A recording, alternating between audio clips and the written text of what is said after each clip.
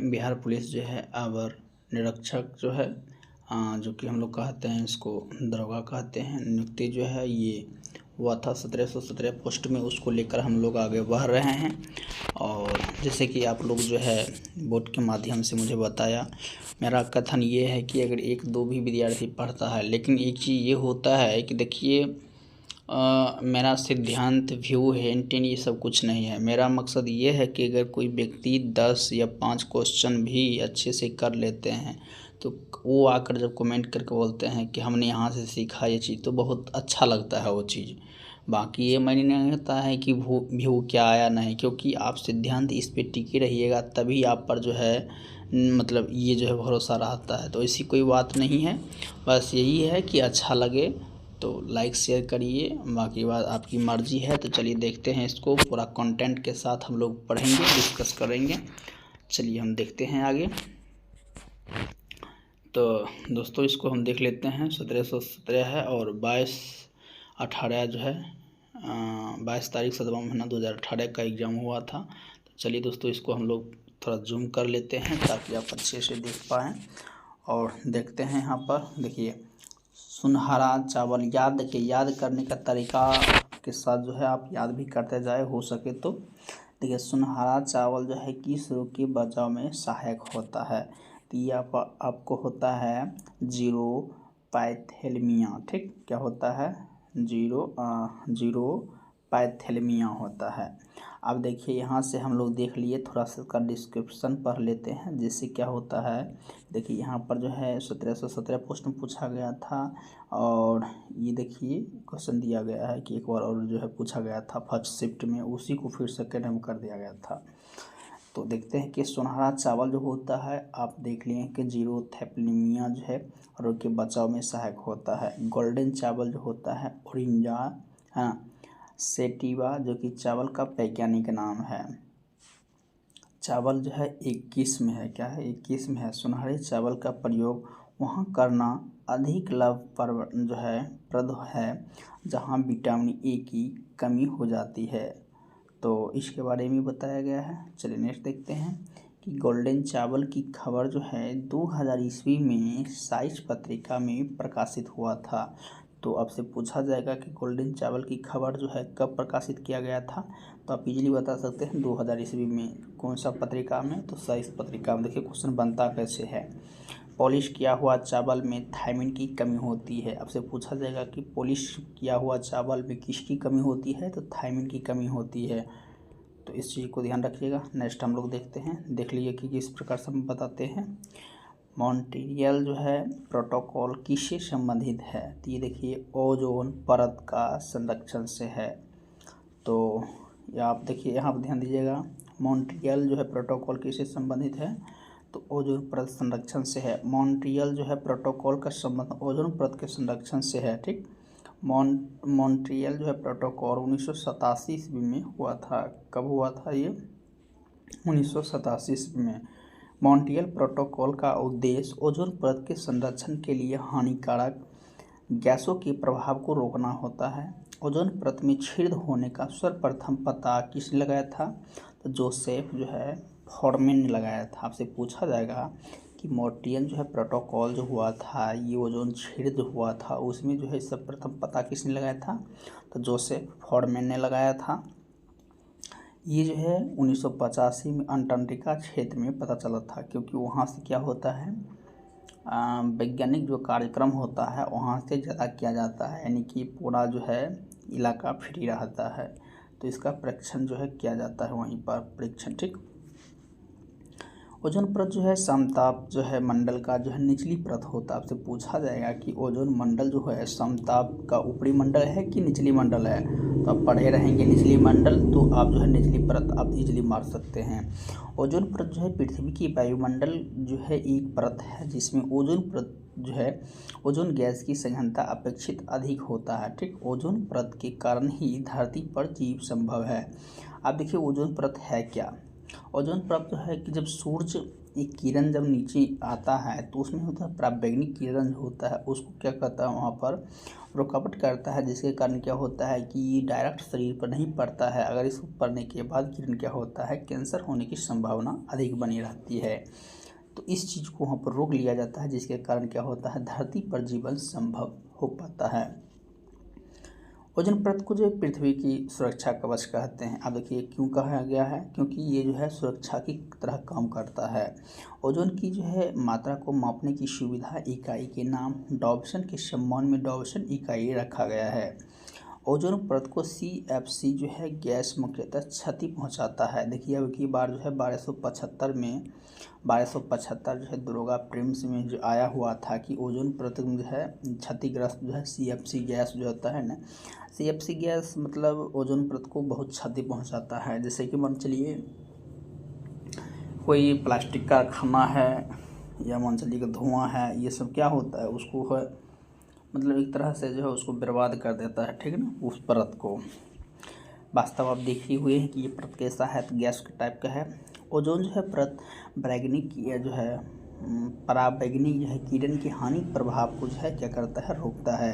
अब देखिए हमने पहले बताया था, देखिए यहाँ पर लिखा हुआ है कि ओजोन पर जो है पराबैंगनी किरण कहाँ से आती है, तो सूरज से आती है। तो इस चीज़ को समझ गए हैं। चलिए थोड़ा सा आगे देखते हैं।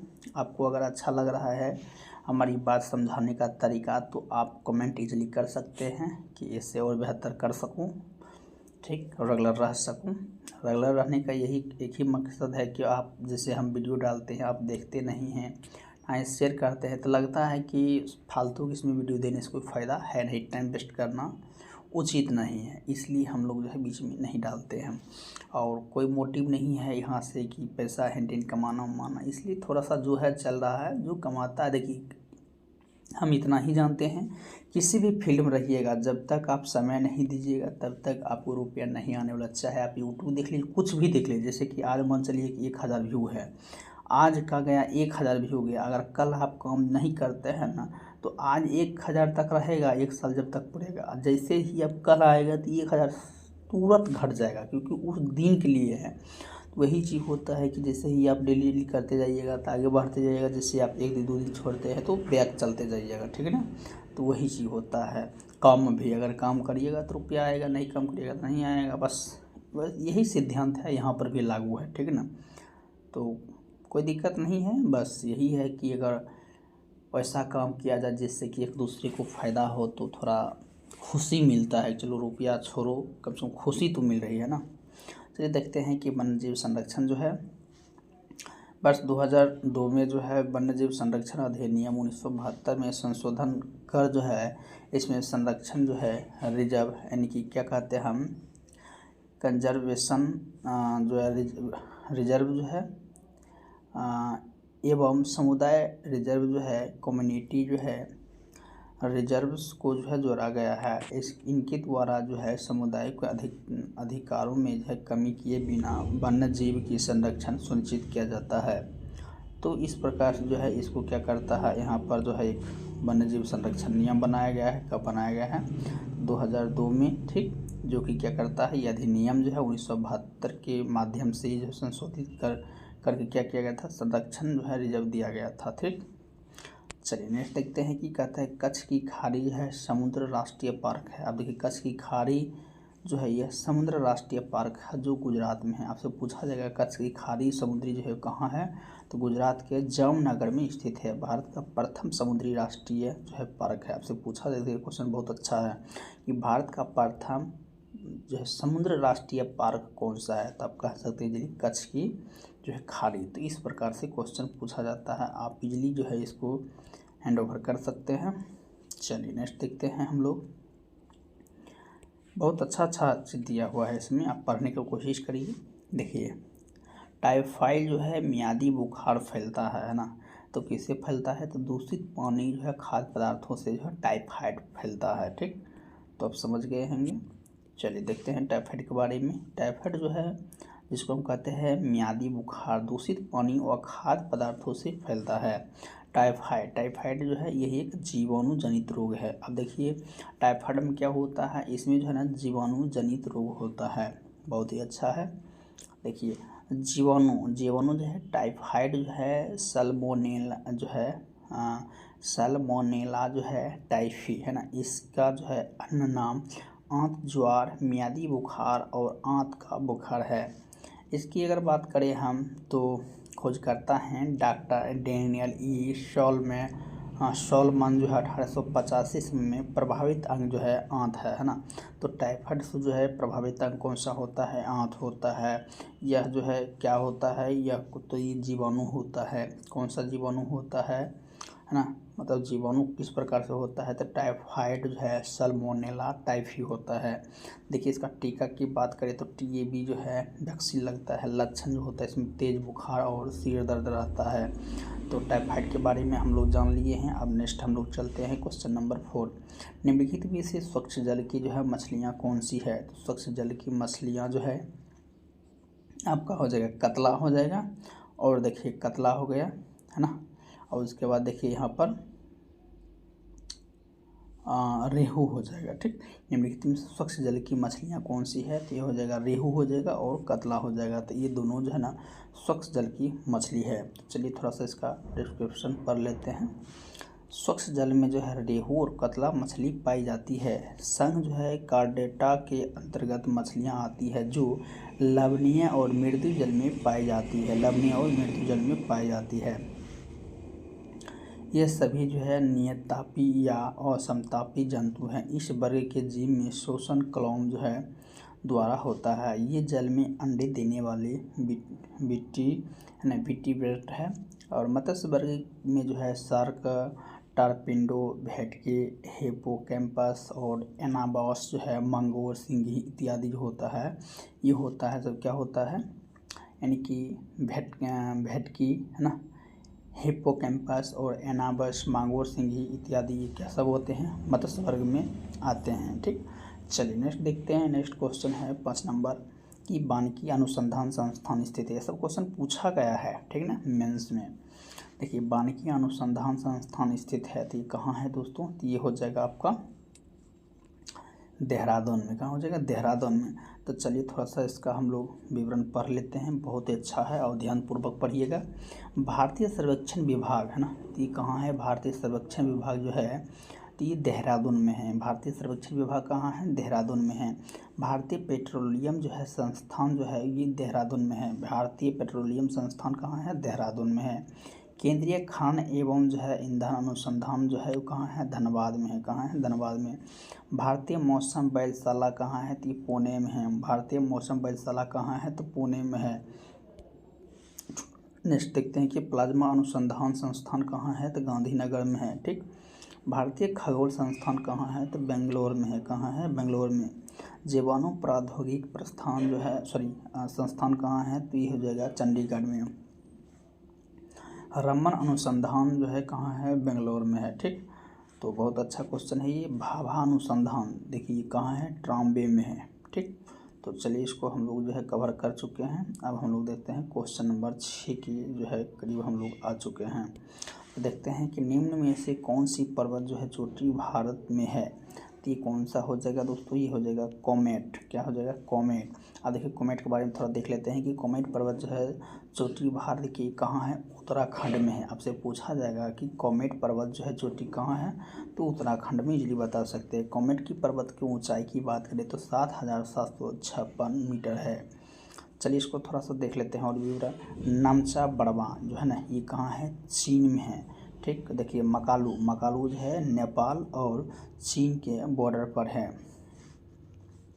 अन्नपूर्णा जो होता है, अन्नपूर्णा पर्वत मतलब यह पर्वत जो है ये कहाँ है? तो ये हो जाएगा आपका नेपाल में हो जाएगा। त्रिचमीर हो जाएगा पाकिस्तान में है। नंदा देवी देखिए नंदा देवी जो है कहाँ है? तो नंदा देवी जो है उत्तराखंड में है। ठीक ना, तो ये हो जाएगा आपका भारत हो जाएगा। और नंगा पर्वत हो जाएगा, ये भी भारत में हो जाएगा। तो चलिए बहुत अच्छा तरह से था क्वेश्चन। देखिए जापान के जो है योकोहा शहर में वर्ष 1994 में संयुक्त राष्ट्र सदस्य जो है देशों का सम्मेलन जिस सन भर में किया गया है वह है, तो वह क्या है दोस्तों? ये है हो जाएगा आपका प्राकृतिक आपदा नियंत्रण हो जाएगा। जापान के जो है योकोहामा जो है शहर में वर्ष 1994 में संयुक्त राष्ट्रीय जो है सदस्य जो है देशों का सम्मेलन जिस सन भर में किया गया है वह क्या है, तो आप प्राकृतिक आपदा नियंत्रण है। अब देखते हैं कि जापान के जो है योकोहामा शहर में वर्ष 1994 में संयुक्त राष्ट्र सदस्य देशों का सम्मेलन प्राकृतिक आपदा नियंत्रण से संबंधित है। अब नेक्स्ट देखते हैं कि भारतवर्ष का नुनामती तेल शोधा कारखाना स्थित है। चलिए इसका हो जाएगा उत्तर हो जाएगा आसाम। भारतवर्ष का नुनामती तेल शोधा कारखाना कहाँ है, तो आसाम में है। इसको देख लेते हैं नुनामती तेल जो है संशोधक कैसा है, इसका देख लेते हैं कि भारतवर्ष का नुनामती तेल धारक कारखाना जो है आसाम में है। आपसे पूछा जाएगा कि नूना तेल जो है शोधा कारखाना कहाँ है, तो ये आसाम में है। डिगबोई तेल शोधा कारखाना जो है ना ये भी आसाम में है। अगर इसकी स्थापना की बात करें तो 1901 में है। देखिए काफ़ी इम्पोर्टेंट क्वेश्चन है, खास करके डिगबोई जो है बहुत नामी क्वेश्चन है और इसकी स्थापना जो है इजीली आपको याद रखना पड़ेगा, 1901 है। चलिए देखते हैं कि भारत में जो है 23 तेल जो है शोधा कारखाने हैं। तो अभी जो है फिलहाल में आपको सर्च वर्तमान में करना पड़ेगा, लेकिन इसमें अभी तत्कालीन जो है 2018 के आंकड़ा के अनुसार से भारत में 23 तेल शोधा कारखाने हैं। भारत का सबसे बड़ा तेल शोधा कारखाना जो है जामनगर गुजरात में स्थित है। आपसे पूछा जाएगा कि जामनगर कारखाना कहाँ है, तो आप इजीली बता सकते हैं गुजरात में है। चलिए और थोड़ा सा आगे देख लेते हैं। जामनगर रिफाइनरी जो है रिलायंस इंडस्ट्रियल द्वारा संचालित किया जाता है। नुनामती तेल शोधा कारखाना की स्थापना जो है 1 जनवरी 1962 ईस्वी में हुआ था। देखिए वहाँ डिगबोई जो था वह 1901 में हुआ था, लेकिन यहाँ क्वेश्चन है कि नूना तेल जो है शोधा कारखाना हुआ था 1 जनवरी 1962 को हुआ था। नेक्स्ट देखते हैं कि सर्वप्रथम जो है आधुनिक तेल के लिए जो है खुदाई 1859 ईस्वी में जो है USA में किया गया था। अब देखिए सर्वप्रथम आधुनिक तेल की जो है के लिए खुदाई कब किया गया था, तो 1859 में कहाँ किया गया था, तो USA में किया गया था, USA में किया गया था। चलिए नेक्स्ट देखते हैं। नेक्स्ट क्वेश्चन नंबर जो है 9 है कि गुलबदन बेगम ने जो है किसके कहने पर हुमायूंनामा लिखा था।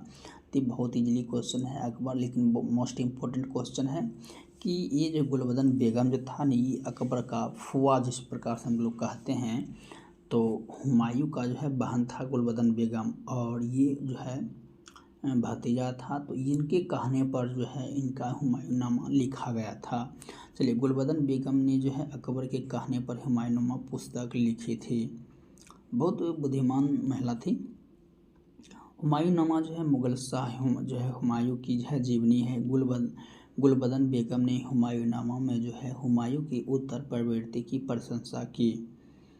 तुजुक ये जहांगीरी जो है जहांगीर की जो है आत्मकथा है जो कि फारसी भाषा में है।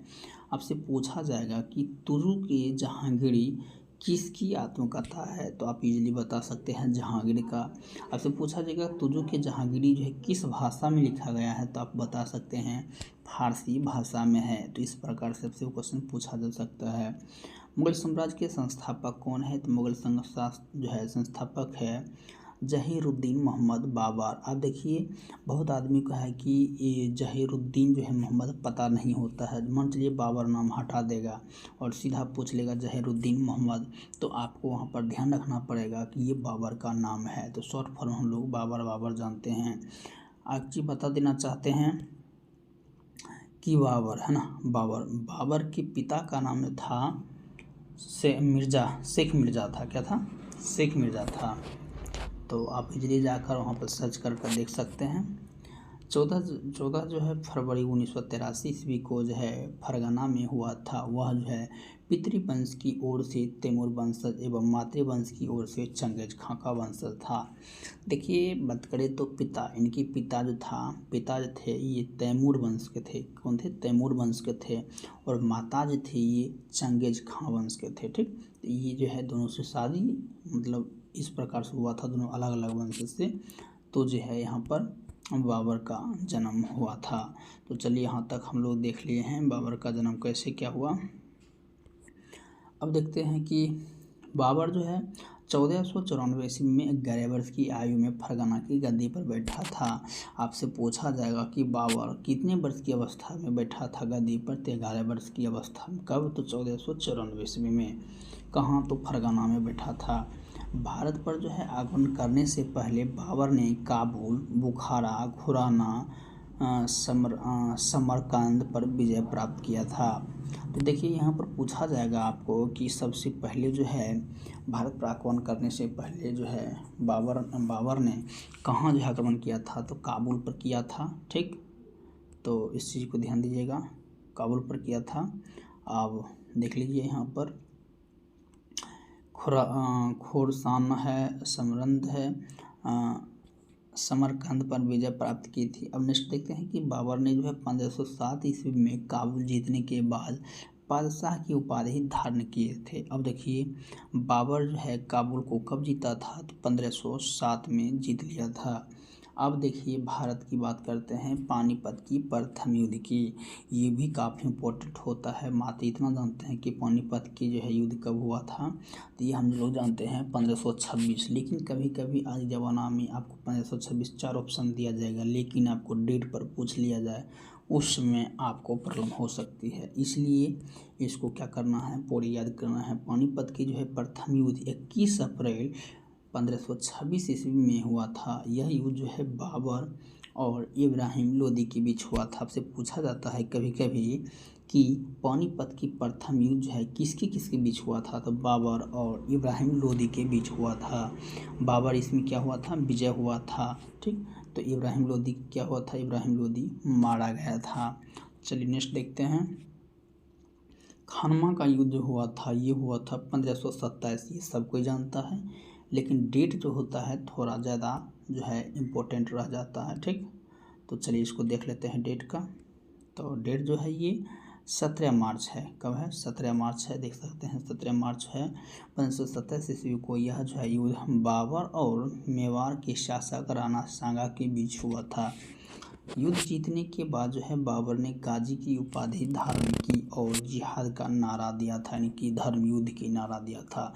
देखिए जब जब मतलब युद्ध चल रहा था, खानवा के युद्ध में चल रहा था, यानी कि बाबर और राणा सांगा के बीच में चल रहा था। राणा सांगा जो है अकबर बाबर पर भारी पड़ रहा था, तो बाबर हार रहा था। तो उस समय जो है यह जो है जिहाद का नारा दिया था। ठीक, मतलब कत्लेआम करना स्टार्ट कर दिया था। ठीक, तो इस प्रकार से जो है इसमें इसको बहुत सपोर्ट मिला था, धर्म के नाम पर मिला था। तो ये जो है उस समय नारा देकर जीत गए थे। चलिए अब हम लोग पढ़ते हैं चंदेरी का युद्ध, है ना। तो हम लोग पानीपत के देख लिए, खानवा के युद्ध देख लिए, अब हम लोग देखते हैं चंदेरी की युद्ध देखते हैं। चंदेरी की युद्ध जो है 29 जो है जनवरी को 1528 ईस्वी में हुआ था। यह युद्ध है बाबर और मदनी राय में हुआ था। थोड़ा सा एक बार हम लोग हिस्ट्री में जाकर देख लेते हैं कि पानीपत के जो है प्रथम जो है युद्ध हुआ था यानी कि बाबर और इब्राहिम लोदी के बीच हुआ था। खानवा का युद्ध हुआ था तो राणा सांगा और बाबर के बीच हुआ था। आप देखिए यहाँ पर चंदेरी की युद्ध जो है वह बाबर और मदनी राय के बीच में हो रहा है। तो 3 युद्ध हुआ था, तीनों को हम लोग फिर से देख लिए। देखिए ये जो है चंदेरी की युद्ध है 29 जनवरी 1528 ईस्वी को युद्ध है बाबर और मदनी राय के मध्य हुआ था, जिसमें मदनी राय क्या हुआ था, मारा गया था। घाघरा का युद्ध देखते हैं 6 मई 1529 ईस्वी में हुआ था। युद्ध में जो है बाबर ने घाघरा के तट यानी कि बिहार अफगान को पराजित किया था और यह बाबर द्वारा लड़ी गई अंतिम युद्ध था। अब देखिए पहले हम लोग देख लिए थे पानीपत का, देख लिया था। दूसरा जो है खानवा का देख लिए थे, और तीसरा जो है हम लोग जो है चंदेरी का देख लिए हैं। ठीक, तो जैसे कि आप देख सकते हैं यहाँ पर खानवा का हो गया, देखिए पानीपत हो गया, देखिए खानवा का युद्ध हो गया जो कि यहाँ पर बाबर और राणा सांगा है। चंदेरी का युद्ध हो गया, और इसमें बताया जाता है चंदेरी के युद्ध के बाद देखिए यहाँ पर बताया गया है घाघरा का युद्ध, है ना। घाघरा का युद्ध मतलब इसमें टोटल 4 युद्ध लड़ा गया था। ठीक, 4 युद्ध लड़ा गया था। तो 4 मतलब उधर हो गया आपका 4 युद्ध में फर्स्ट हो गया पानीपत का हो गया। ठीक, पानीपत का हो जाएगा। दूसरा हो जाएगा पानीपत को जो है पहला हो जाएगा, दूसरा हो जाएगा राणा सांगा का साथ जो हुआ था, तीसरा हो गया चंदेरी की युद्ध हो गया, और चौथा जो है घाघरा का युद्ध हो गया था। और घाघरा के युद्ध में जो है किसके साथ हुआ था, तो बाबर और अफगानों के बीच में हुआ था। तो ये सब हम लोग इसलिए बार बार इसको रिपीट कर रहे हैं कि यहाँ से क्वेश्चन बनता है। अब हम लोग देखते हैं अकबर 1556 से 1605, है ना। अब अकबर के समय आता है, बाबर का समय ख़त्म होता है। देखिए पानीपत की जो है दूसरी लड़ाई जो है 5 नवंबर 1556 ईस्वी को अकबर और हेमू के बीच हुआ था। देखिए पानीपत की जो है दूसरी लड़ाई कब हुआ था, तो 5 नवंबर 1556 ईस्वी को हुआ था। ये जो है अकबर और हेमू के बीच हुआ था। इस युद्ध में जो है अकबर विजय हुई थी। अकबर क्या हुआ था, विजय हुआ था। देखिए रोमांच तरीके से सुनिएगा तब आपको बहुत आनंद आएगा। हल्दी घाटी का युद्ध की बात करें तो 18 जून 1576 ईस्वी को मेवाड़ के शासक महाराणा प्रताप एवं अकबर के बीच हुआ था। ये जो है हल्दी घाटी का जो है काफ़ी चर्चित में अभी भी जहाँ तक मिलता है, तो ये कहीं न कहीं वहाँ पर हल्दी की तरह मिट्टी रहता है, ठीक है ना। तो हम बात करते हैं 18 जून 1576 की। तो ये हुआ था, मेवाड़ के शासक था कौन, महाराणा प्रताप और अकबर के बीच में हुआ था। इस युद्ध में अकबर विजय हुआ था। इस युद्ध में जो है मुगल सेना का नेतृत्व मान सिंह एवं आसफ खान ने किया था। अकबर का सेनापति मान सिंह था। तो अकबर का सेनापति कौन था, मान सिंह था। नेक्स्ट देखते हैं कि महाराणा प्रताप का जो है सेनापति हाकिम सूर था, जो कि कहाँ थे, अफगान थे। तो महाराणा प्रताप का सेनापति कौन था, हाकिम खां सूर था, जो कि अफगान का था। दीन ए इलाही, देखिए ये काफ़ी इंपॉर्टेंट है। दीन ए इलाही धर्म का प्रधान जो है पुरोहित अकबर को माना जाता है। तब से ऐसे भी पूछा जा सकता है दीन ए इलाही धर्म किससे संबंध है, तो अकबर से संबंधित है। देखिए अकबर के दीवान जो है राजा टोडरमल जो है खत्री जाति ने जो है 1580 ईस्वी में 10 साल बंदोबस्त व्यवस्था लागू किया था। आपसे पूछा जाएगा कि अकबर समय में जो है 10 साल बंदोबस्त जो है चालू किया गया था कब, 1580 ईस्वी में। आपसे पूछा जाएगा कि किसके काल में जो है 10 साल बंदोबस्त लागू किया गया था, तो अकबर के समय में। अकबर के दरबार में प्रसिद्ध संगीतकार जो थे तानसेन थे। कौन थे, तानसेन। अकबर के जो है शासन प्रणाली की प्रमुख विशेषता मनसबदारी था, मनसबदारी प्रथा था। तो अकबर के शासनकाल में जो है प्रमुख विशेषता था मनसबदारी जो है प्रथा था। अकबर द्वारा शुरू की गई मनसबदारी प्रथा जो है मंगोलिया से लिया गया था। तो कहाँ से लिया गया था, मंगोलिया से। अबुल फजल ने जो है अकबरनामा ग्रंथ की रचना की। देखिए ये काफ़ी इम्पोर्टेंट क्वेश्चन है। आपसे देखिए क्वेश्चन पूछा जाता है कि अकबरनामा ग्रंथ की रचना किसने किया था, तो इस समय आप इजीली मान सकते हैं अबुल फजल ने रचना किया था। आप पूछेगा कि अबुल फजल जो ये अकबरनामा ग्रंथ जो था वह जो था किस धर्म से संबंधित था, तो दीन इलाही धर्म से संबंधित था, मुख्य पुरोहित था, ठीक। तो इस प्रकार से बता सकते हैं। अकबर के काल को जो है हिंदी साहित्य का स्वर्ण काल कहा जाता है। आपसे पूछा जाएगा कि हिंदी का साहित्य का स्वर्ण काल किसके काल को कहा जाता है, तो आप इजीली कह सकते हैं अकबर के काल को कहा जा सकता है। मुगलों की जो है राजकीय भाषा था, तो ये था फारसी। कौन सा था, फारसी। अब हम लोग अकबर पढ़ चुके हैं, अब हम लोग चलते हैं जहांगीर की तरफ। यानी कि मुग़ल जो है ना काफ़ी इम्पोर्टेंट है, यहाँ से क्वेश्चन तो बहुत अच्छा खासा बनता है। जैसे कि आप जानते हैं नूरजहाँ के सम्मान में जहांगीर ने जो है चांदी के सिक्के जारी किए थे। आपसे पूछा जाएगा कि किसके सम्मान में जो है चांदी के सिक्के जारी किए गए थे, तो आप इजीली कह सकते हैं नूरजहाँ के सम्मान में। मुगल चित्रकला अपने चरमोत्कर्ष पर जो है जहांगीर के शासनकाल में पहुंची थी। अब किसके समय जो है चरमोत्कर्ष पर जो है इनकी मुगल चित्रकला था, तो ये किसके काल में थे, तो ये जहांगीर के काल में थे। जहांगीर के समय जो है चित्रकला का स्वर्ण काल कहा जाता है। देखिए कितना बड़ा क्वेश्चन आ चुका है, किसके काल को स्वर्ण काल कहा जाता है, मतलब किसके समय को जो है चित्रकला का स्वर्ण काल कहा जाता है, तो ये हो जाएगा जहांगीर। और वहीं स्थापत्य कला की बात करें तो शाहजहां हो जाएगा, इस चीज़ को ध्यान रखिएगा। देखिए कहता है कि अशोक के जो है कौशाम्बी स्तंभ वर्तमान में प्रयाग पर जो है समुद्रगुप्त की जो है प्रयाग प्रशस्ति जहां जहांगीर का लेख उत्कीर्ण है।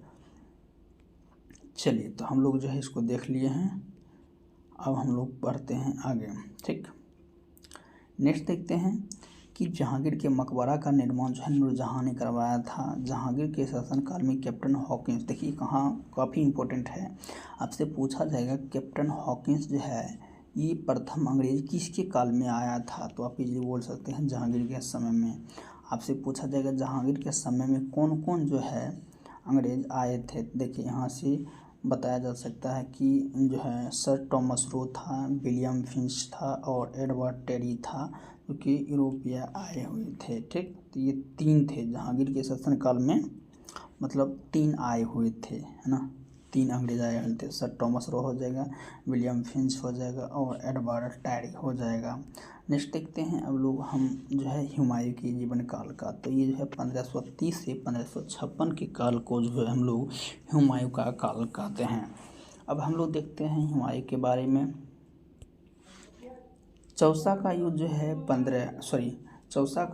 25 जून जो है 1539 ईस्वी में शेर खां एवं हुमायूं के बीच हुआ था। तो आपसे पूछा जाएगा चौसा का युद्ध जो है किसके बीच हुआ था, तो शेर खां हुआ था और हुमायूं के बीच हुआ था। इस युद्ध में शेर खां जो है विजय हुआ था। अब देखिए 1539 में शेर खां क्या हुआ था, विजय हो गया था। इसी युद्ध के बाद जो है शेर खां ने शेरशाह की पदवी धारण की थी। आपसे पूछा जाएगा कि शेर खां को ही जो है क्या कहा गया था बाद में, तो शेरशाह कहा गया था, जो कि ये धारण किए थे। ठीक, देखिए बिलग्राम या जो है कन्नौज का युद्ध कब हुआ था, तो ये हुआ था 17 मई 1540 में। अब थोड़ा सा क्वेश्चन टफ होने वाला है, क्योंकि यहाँ पर डेट पूछ लिया जाता है, तो डेट एग्जैक्ट डेट याद रखना थोड़ा टफ की बात होती है। तो बिलग्राम या कन्नौज युद्ध जो है 17 मई और 1540 में शेर खां एवं जो है हुमायूं के बीच हुआ था। इस युद्ध में हुमायूं पराजित हुआ था। शेर खां ने आसानी से जो है आगरा एवं दिल्ली पर कब्जा कर लिया था। तो शेर खां क्या किए थे, आसानी से आगरा एवं दिल्ली पर कब्जा कर लिए थे।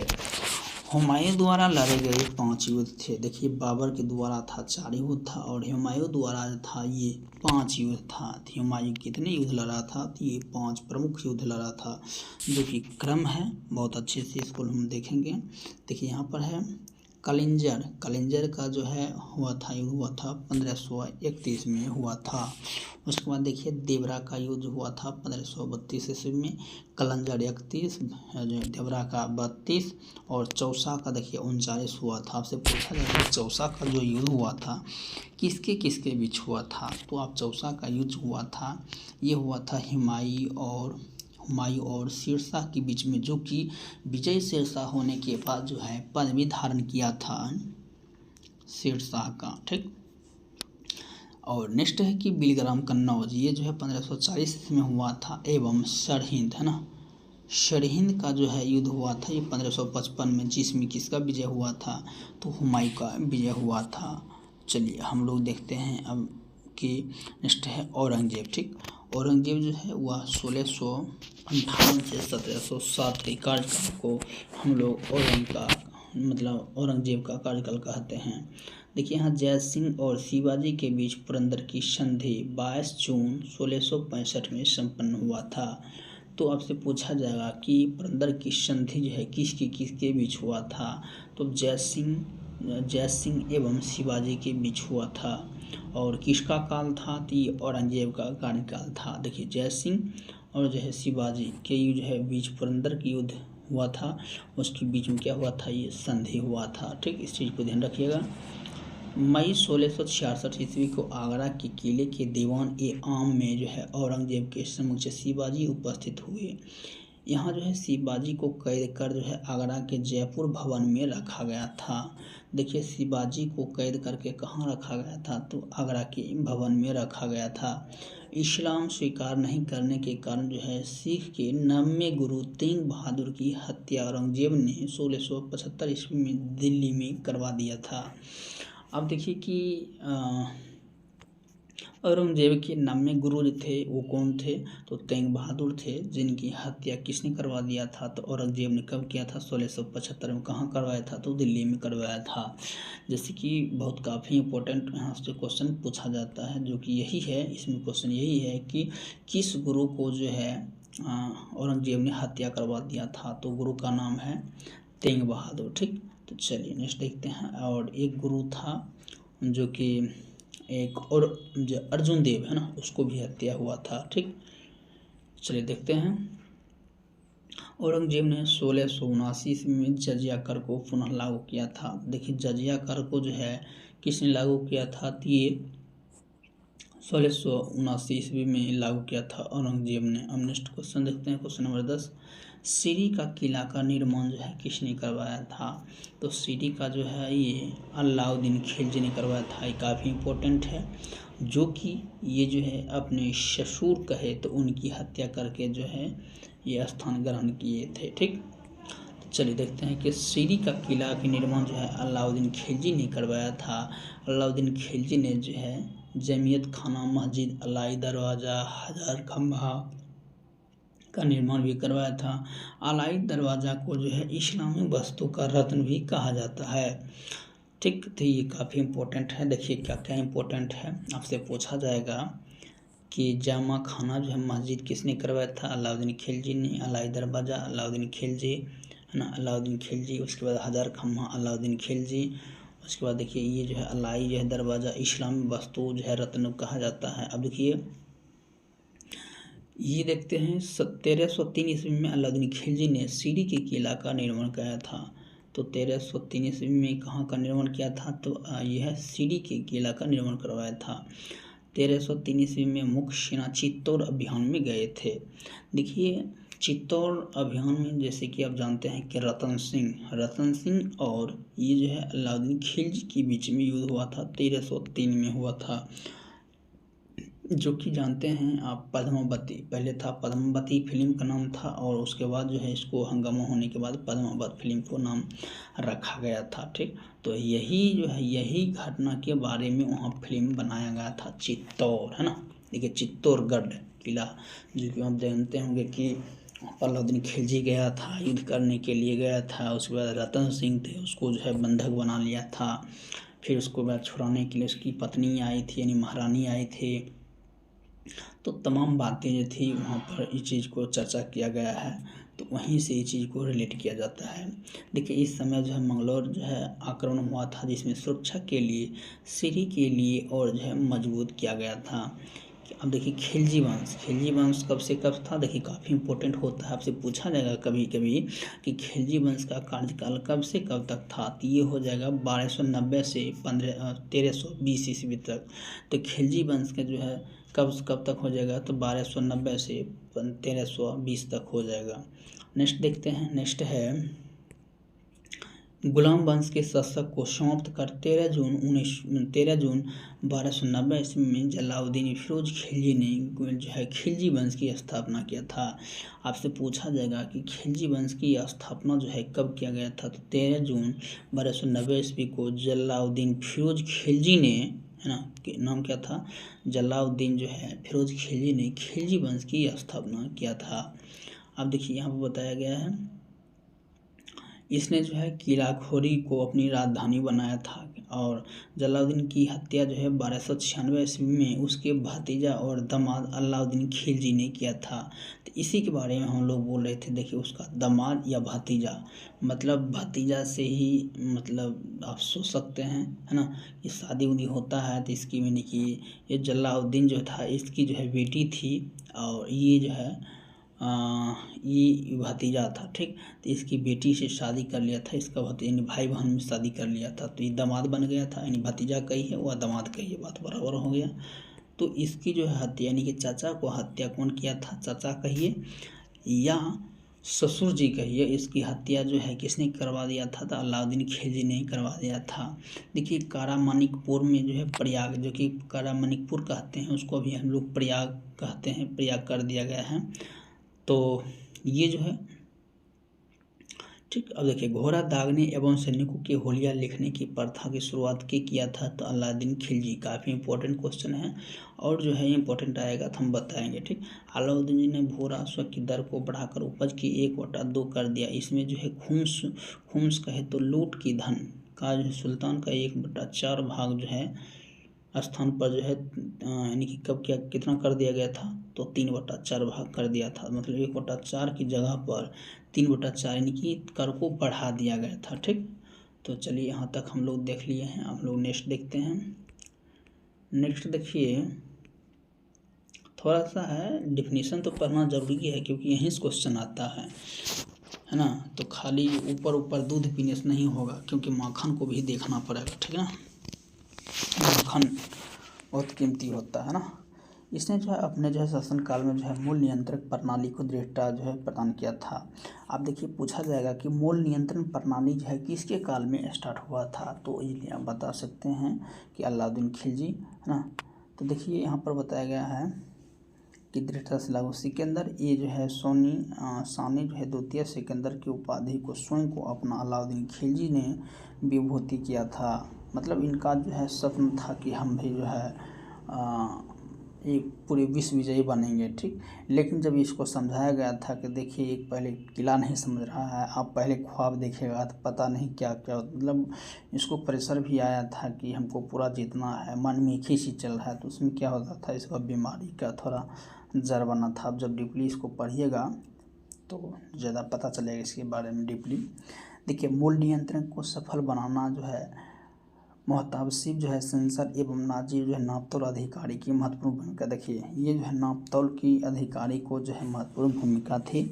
अब देखिए, नेक्स्ट हम लोग चलते हैं इल्तुतमिश के बारे में। इल्तुतमिश जो है 1211 से 1236 तक था। अब देखिए, इसके बाद जो आया था इल्तुतमिश, है ना। आमशाह था और आमशाह की हत्या करके जो है इल्तुतमिश जो है 1211 ईस्वी में दिल्ली की गद्दी पर बैठा था। ठीक है, दिल्ली की गद्दी पर बैठा था।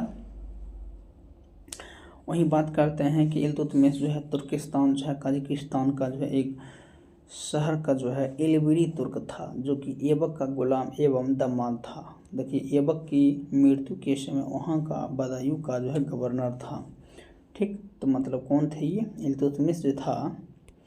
देखिए, इल्तुतमिश एक शहर जो इलावी तुर्क था, जो कि ऐबक का गुलाम दामाद ऐबक की मृत्यु के समय जो था वो बदायूं का गवर्नर था। ठीक, इल्तुतमिश। अब देखिए, इल्तुतमिश जो है लाहौर की राजधानी को स्थानांतरित करके दिल्ली लाया गया था। तो इल्तुतमिश जो है पहले लाहौर था राजधानी, उसके बाद दिल्ली लाया गया था। अब देखिए, इल्तुतमिश की कुछ महत्वपूर्ण कार्य है कि कुतुबुद्दीन मीनार के निर्माण को पूर्ण करवाया था। तो जो है इल्तुतमिश जो है कुतुबुद्दीन जो है मीनार की जो है पूर्ण करवाया था। सबसे पहले जो है शुद्ध अरबी सिक्के जारी करवाए थे, चांदी का टका एवं तमा का जितल। ठीक। चलिए नेक्स्ट देखते हैं कि 40, है ना। देखिए, एकता प्रणाली भी किसने चलाया था? तो एकता प्रणाली भी जो है इल्तुतमिश ने चलाया था। ठीक। तो इस चीज़ को ध्यान रखिएगा, एकता प्रणाली पूछा जाता है। देखिए, 40 ग्राम सरदारों का संगठन बना, जो कि तुर्कान चिहलगानी के नाम से जाना जाता है। सर्वप्रथम दिल्ली के अमीरों का दमन किया था। किसने किया था? तो यही इल्तुतमिश ने किया था। अब देखिए, फिरोज शाह तुगलक के बारे में लोग जानते हैं। 1351 से 1388 के बीच हम लोग जब देखते हैं इसी को। देखिए, फिरोज तुगलक का जो है राजाभिषेक ठट्टा के नज़दीक 20 मार्च 1351 ईस्वी को हुआ था। पुनः फिरोज शाह का जो है राजाभिषेक दिल्ली में जो है अगस्त 1351 ईस्वी में हुआ था। खलीफा द्वारा इसे कासिम अमीर उल जो है मम्मीन की उपाधि दी थी। दिल्ली सल्तनत का एकमात्र सुल्तान जिसका राजाभिषेक 2 बार हुआ था। दिल्ली सल्तनत का जो है एकमात्र सुल्तान जिसकी राजाभिषेक क्या हुआ था? 2 बार हुआ था। ठीक। चलिए देखते हैं नेक्स्ट है कि राजस्व जो है व्यवस्था के अंतर्गत फिरोज ने जो है अपने शासनकाल में जो है 24 कष्टदायक करों को समाप्त कर जो है केवल 4 कर जो है खराज, लगान, खुम्स, युद्ध लूटने का माल और जजिया एवं ज़कात को वसूल कर आदेश दिया था। फिरोज तुगलक जो है ब्राह्मणों पर जजिया कर है लागू करने वाला पहला मुसलमान था। आप देखिए यहाँ पर पूछा जाएगा कि फिरोज तुगलक जो था, है ना, काफ़ी इम्पोर्टेंट है। पूछा जाएगा ब्राह्मणों पर जजिया कर लागू करने वाला पहला मुसलमान कौन था। तो ये फिरोज जो है तुगलक था, जो कि काफ़ी जो है इम्पोर्टेंट क्वेश्चन बनता है। देखिए फिरोज तुगलक ने जो है एक नया सिंचाई कर जिसका नाम है हक सर्व कर था, जो जिसका उपज का 1/10 भाग था। ये जो है कर था नया सिंचाई की कर से संबंधित था। फिरोज तुगलक ने जो है 5 बड़ी नहरों का निर्माण कराया था। ठीक ना, तो फिरोज क्या किए थे कि 5 नहरों का निर्माण करवाया था। फिरोज तुगलक ने जो है 300 नए नगरों की स्थापना की थी। तो फिरोज शाह कितने नगरों की स्थापना किया था, तो 300 नगरों का जो है स्थापना किया था। इसमें से हिसार, फिरोजाबाद जो कि दिल्ली कहते हैं, और फतेहाबाद और जनकपुर और फिरोजपुर प्रमुख थे। ठीक, तो ये सब जो जगह प्रमुख थे। अब हम लोग देखते हैं सुल्तान फिरोज तुगलक ने अनाथ मुस्लिम महिलाओं, विधवा एवं लड़कियों की सहायता के लिए एक नया विभाग दीवान-ए-खैरात, है ना, आपसे पूछा जाएगा दीवान-ए-खैरात क्या है। तो असहाय महिला जो है मुस्लिम महिलाओं, विधवाओं के लिए जो है ये जो है सहायता के लिए नए विभाग स्थापना किया गया था। ठीक, तो काफ़ी इम्पोर्टेंट क्वेश्चन है। देखिए सल्तनत काली जो है सुल्तानों के शासक काल में सबसे अधिक दासों की जो है संख्या करीबन 1,80,000 फिरोज शाह के समय थी। दासों को देखभाल के लिए फिरोज ने जो है एक नए विभाग दीवान-ए-बंदगाह जो है की स्थापना किए थे। तो देखिए पहले क्या किए थे, दीवान-ए-खैरात जो था ये नए एक जो है विभाग कायम किए थे, और इसे जो है अच्छे से देखभाल के लिए जो है दीवान-ए-बंदरगाह जो है बंदगान की स्थापना किया गया था। ठीक, इसमें जो है सैन्य पदों के जो है वंशागुनत बना गया था। देखिए इसमें सैन्य पद मतलब जो इसको देखभाल करता था, सैन्य पद को क्या किया था, वंशागुनत बना दिया था। मतलब इसी के जो है परिवार के सदस्य जो यहाँ पर चलता आएगा। ठीक, तो इस चीज़ को आप समझ पा रहे होंगे। तो चलिए देखते हैं, बहुत थोड़ा सा है कि यही कि डीपली पढ़िएगा तभी कुछ होने वाला है, ऊपर ऊपर तो सब पढ़ता है। देखिए इसमें जो है चांदी और तांबे के जो है मिश्रण जो है निर्मित सिक्के भारी जो है संख्या में जो करवाए, जिससे जो है आधा जो है बिक कहा जाता है। अब देखिए शेरशाह सूरी के बारे में जानते हैं। शेरशाह सूरी जो है 1540 से 1545। शेरशाह का जन्म जो है 1472 ईस्वी में जो है ना डॉक्टर कनोगो के अनुसार 1486 ईस्वी में हुआ था। देखिए शेरशाह का जन्म जो है 1472 ईस्वी में हुआ था, लेकिन डॉक्टर कनोगो के अनुसार ये 1472 नहीं बल्कि 1486 ईस्वी में हुआ था। उसने बचपन का नाम फरीद रखा था। आपसे पूछा जाएगा कि इनके बचपन का नाम फरीद था, तो शेरशाह का जो है बचपन का नाम फरीद था। 1497 ईस्वी में से 1497 ईस्वी से 1518 ईस्वी तक निरंतर 21 वर्ष तक फरीद ने अपने पिता जागीर की देखभाल शासन का अनुभव प्राप्त किया। शेर खान ने जो है हजरत आला की उपाधि ग्रहण की और दक्षिण बिहार का वास्तविक शासक बना। नेक्स्ट देखते हैं, नेक्स्ट है कि शेरशाह स्वयं शासक का प्रधान था, जिसके अंतर्गत निम्न विभागीय था। ठीक, तो शेरशाह के अंतर्गत विभाग कौन कौन था, दीवान-ए-वज़रत था जो कि वित्त मंत्री कहा जाता है ना। उसके बाद देखिए दीवान-ए-अरीज जो कि सैन्य विभाग था, मुख्य अधिकारी होता था। दीवान-ए-रसालत जो कि विदेश मंत्री जो है भारतीय कार्य था। और देखिए यहाँ पर बताया जाता है दीवान-ए-इंसा जो कि सुल्तान के आदेशों को जो है क्या करता है, लिखता है, दीवान-इंसा, है ना। दीवान-कज़ा जो है सुल्तान के बाद जो है मुख्य न्यायाधीश, और दीवान-ए-बक जो है वरीद जो कि गुप्तचर होते थे। ठीक है, तो ये भी पूछा जाता है कभी कभी मतलब इसमें पूछा जाएगा कि दीवान-ए-बकरीद जो है कौन सी विभाग थे, तो आप इजीली बता सकते हैं गुप्तचर विभाग थे। देखिए अकबर के 1567 ईस्वी में चित्तौड़ आक्रमण के समय वहाँ के शासक कौन था। देखिए काफ़ी इम्पोर्टेंट है कि चित्तौड़ जो है आक्रमण के समय वहाँ के शासक कौन था, तो उदय सिंह था। चित्तौड़ पर जब आक्रमण हुआ था उस समय कौन से शासक थे, तो उदय सिंह था। अकबर ने जो है 1567 ईस्वी में जो है मेवाड़ चित्तौड़ आक्रमण के समय वहाँ का शासक उदय सिंह था। वहाँ के शासक कौन था, उदय सिंह था। अब देखिए नेक्स्ट देखते हैं कि 1567 से 68 में फतेह सिंह और जयमल सिंह को शहीद हो गया था। देखिए 1567 से 68 ईस्वी में फतेह सिंह और जयमल सिंह शहीद हो गया था। अकबर चित्तौड़ अभियान में भारी मात्रा में हत्या किया था। ठीक, अकबर चित्तौड़ अभियान में भारी मात्रा में जो हत्या किया था। हल्दी घाटी का युद्ध जो है 18 जून 1576 ईस्वी में अकबर और महाराणा प्रताप के बीच में हुआ था।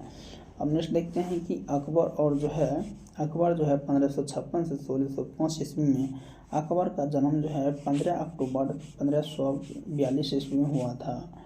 और इसमें जो है अमरकोट के राजा बीरसाल के महल में हुआ था। उसकी माता जो है का नाम जो है हमीदा बानो बेगम था। वह 3 वर्ष तक जो है अस्करी के जो है संरक्षण में था। अकबर की हुमायूं से पुनः भेंट उस समय हुई थी जब हुमायूं काबुल और कंधार विजय प्राप्त किए थे। ठीक, तो देखिए यहाँ पर बताया गया है कि अकबर की हुमायूं से भेंट, अकबर का जो है ना हुमायूं से भेंट, अकबर की हुमायूं से भेंट पुनः उस समय हुई जब हुमायूं ने काबुल गंधार विजय प्राप्त की। इस समय उसका नाम जलालुद्दीन मोहम्मद रखा गया था। देखिए जलालुद्दीन मोहम्मद अकबर रखा गया था, लेकिन अकबर ने गजनी और लाहौर को सूबेदार के रूप में कार्य किया था। अब देखिए कुछ महत्वपूर्ण कार्य है। अकबर के महत्वपूर्ण कार्य है कि 1565 ईस्वी में दास प्रथा का अंत किया, बहुत अच्छा काम किया था, लेकिन वास्तव में हुआ नहीं था, कोशिश किया था। ठीक, 1563 ईस्वी में तीर्थ यात्रा की समाप्ति कर दी गई थी। 1564 ईस्वी में जजिया कर को समाप्त कर दिया गया था। ठीक ना, अकबर जो है जजिया कर को समाप्त कर दिया था, लेकिन औरंगजेब ने इसे चालू कर दिया था। ठीक, और उसके बाद देखिए कि 1582 ईस्वी में दीन इलाही धर्म, ये भी अकबर से संबंधित थे, स्थापना किया था। 1583 ईस्वी में जो है इलाही संबंध की शुरुआत किया था, वही कैलेंडर। तो इस प्रकार से वो कार्य किए थे। चलिए इसको हम लोग इतना ही तक पढ़ेंगे, इसको कवर कर लेते हैं थोड़ा सा। देखिए अकबर जो है 1574 में मनसबदारी व्यवस्था और सैन्य संगठन किया था। यह जो है व्यवस्था जो है सैन्य व्यवस्था का आधार थी। प्रत्येक सैनिक जो है अधिकारियों मनसब पद का जो प्रदान किया था। इस व्यवस्था का मुख्य आधार था दशमलव प्रणाली था। अब देखिए दशमलव प्रणाली जो है किसके समय में हुआ था, तो अकबर के समय में मीर बख्शी मनसबदारी की सूची रखता था। अकबर ने जो है मनसबदारी व्यवस्था में जात और सवार पदों का जो है आरंभ किया था। अब हम लोग देखते हैं शेर सिंह मकबरा। शेर सिंह के मकबरा के बारे में हम लोग जानते हैं कि शेर शाह का मकबरा स्थित है। तो ये शेर शाह का मकबरा जो है सासाराम में है। शेर शाह का मकबरा सासाराम में स्थित है। सासाराम मतलब शेर शाह का मकबरा जो है अष्टभुज है। आपसे पूछा जाएगा शेर शाह का मकबरा कैसा है, तो अष्टभुज है, जो तालाब के बीच स्थित है। रोहतासगढ़ का जो है किला शेर शाह से संबंधित है। ठीक, अब देखिए पटना शहर की स्थापना जो है 1541 ईस्वी में शेर शाह ने किया था। तो पटना शहर की स्थापना 1541 ईस्वी में जिसने किया था, शेर शाह ने किया था। शेर शाह डाक प्रबंधक मध्यकाल में सर्वश्रेष्ठ था। शेर शाह की मृत्यु जो है 22 मई 1545 ईस्वी को कलिंजर में हुआ था। शेर शाह 1540 से 45 ईस्वी में, है ना। आप शेर शाह देखते हैं 40 से 45। सूर साम्राज्य का संस्थापक अफगान वंशीय शेर शाह सूरी था। तो सूर्य साम्राज्य का संस्थापक कौन था, अफगान वंशीय शेर शाह सूरी था। हिंद तथा ईरानी वस्तु के समन्वय का प्रथम उदाहरण है शेर शाह का मकबरा, जिसे सासाराम में झील की ऊंची पर्वत टीले पर निर्मित किया गया है। ठीक, चलिए नेक्स्ट देखते हैं कि शेर शाह ने जो है भूमि माप के लिए 32 अंक वाला जो है सिकंदरी गज एवं सन के डंटों का प्रयोग किया था। इसने जो है 127 ग्रेन चांदी का जो है रुपया और 380 ग्रेन तांबे के दाम चलाए थे। कबूलियत एवं पट्टा प्रथा की शुरुआत जो है शेर शाह ने किया था। तो पट्टा है ना, पट्टा की शुरुआत किसने किया था, शेर शाह सूरी ने किया था। शेर शाह ने जो है 1541 ईस्वी में पाटलिपुत्र को पटना का नाम से पुनः स्थापित किया था। तो शेर शाह सूरी ने क्या किए थे, ये 1541 में पाटलिपुत्र को पटना के नाम से जो है पुनः स्थापित किया था। इसने जो है ग्रैंड ट्रंक रोड की जो है मरम्मत करवाया था, ठीक ना। तो ग्रैंड ट्रंक रोड का मरम्मत किसने किया था, तो शेरशाह सूरी ने करवाया था, ठीक। डाक प्रथा का प्रबंधन शेरशाह सूरी द्वारा किया गया था। मलिक मोहम्मद जो है जयसी जो है शेरशाह की समकालीन थे। तो मलिक मोहम्मद जो है जयसी जो शेरशाह की समकालीन थे। शाहजहाँ ने 1638 ईस्वी में अपनी राजधानी को आगरा से दिल्ली कर लिया था। तो शाहजहाँ ने जो क्या किया था 1638 में अपनी राजधानी आगरा से दिल्ली लाने के लिए यमुना नदी के दाहिने तट पर शाहजहानाबाद की नींव डाली थी। तो शाहजहाँ ने 1638 में अपनी राजधानी आगरा से दिल्ली लाने के लिए यमुना नदी के दाहिने तट पर शाहजहानाबाद की नींव डाली थी, ठीक। चलिए नेक्स्ट देखते हैं हम लोग कलिंजर दुर्ग जो है, ये कलिंजर दुर्ग जो है भारतीय उत्तर प्रदेश के बंदा जिले में स्थित है, ठीक। तो एक दुर्ग है स्थित है। तो दोस्तों आज के लिए हम लोग क्वेश्चन नंबर 12 तक कवर कर लिए हैं। अब देख सकते हैं कितना डेफिनेशन में हम लोग गए थे। तो एक एक पॉइंट को पढ़ें, जब एक एक पॉइंट को जब ध्यानपूर्वक आँख बंद करिए, आँख देख कर जब उसको सुनिएगा गहराई से, तो लगभग आपको एक बार में 20 से 50% के बीच आप कवर कर सकते हैं। और इसी चीज़ जब 2-3 बार पढ़िएगा तो 100% चांसेस रहेगा, यानी 90% रहेगा। आप इसको जब आप पढ़ते जाइएगा साथ साथ, तो आप अच्छे से जो है इसको कवर कर सकते हैं। चलिए फिर दोस्तों मिलते हैं नई वीडियो में। Thanks for watching.